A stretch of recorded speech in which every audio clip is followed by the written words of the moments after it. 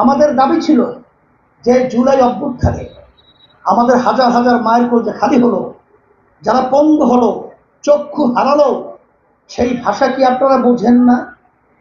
সেই জুলাই চেতনা কি আপনারা ভুলে গেছেন?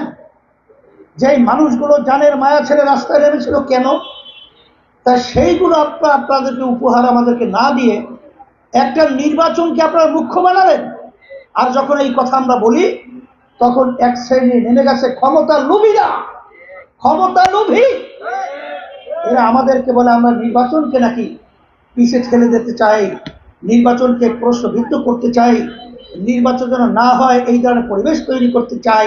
সম্পূর্ণ একটা অযৌক্তিক মিথ্যা কথা। আমরা এখন আবার তারা বলছি যে আপনার ফেব্রুয়ারি দরকার নাই, আপনার ডিসেম্বরও দরকার নাই, আপনি কালকে নির্বাচন দেন, কিন্তু এই পরিবেশ আমাদেরকে তৈরি করে তারপর নির্বাচনের পরিবেশ করে। জুলাই সনদ আইনি ভিত্তি যদি না হয়, বিএনপি বলছে ক্ষমতায় যাওয়ার পরে যারা সরকার গঠন করবে তারা 2 বছরের ভিতরে আইনি ভিত্তি দিবে। আচ্ছা, যেটা দিবেন এখন তাতে অসুবিধা কি? তাইলে তো গ্রামে একটা কথা আছে, ডাল মে কুছ কালো হয়। এখানে কি আর একটা উদ্দেশ্য থাকতে পারে? যেটা দেবেন এখনই দিয়ে ফেলেন, এ ব্যাপারে আপনার আপত্তি কেন?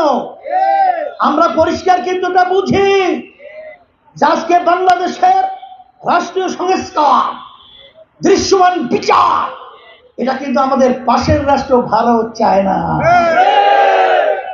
কারণ এটা যদি হয় তাইলে এই দেশকে আর তারা সেই গোলামের জিঞ্জিরে আবদ্ধ করতে পারবে না।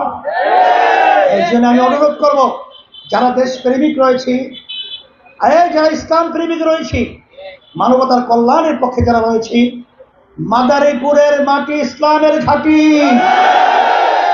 আমি আব্বাজান থেকে শুরু করে আমি দেখেছি, যখন এই মাদারীপুর আসতাম তখন আমার ভাইদের, মা বোনদের ইসলামের প্রতি তাদের আন্তরিকতা, তার আজকে বহিঃপ্রকাশ আজকে এই আমাদের গণসমাবেশ।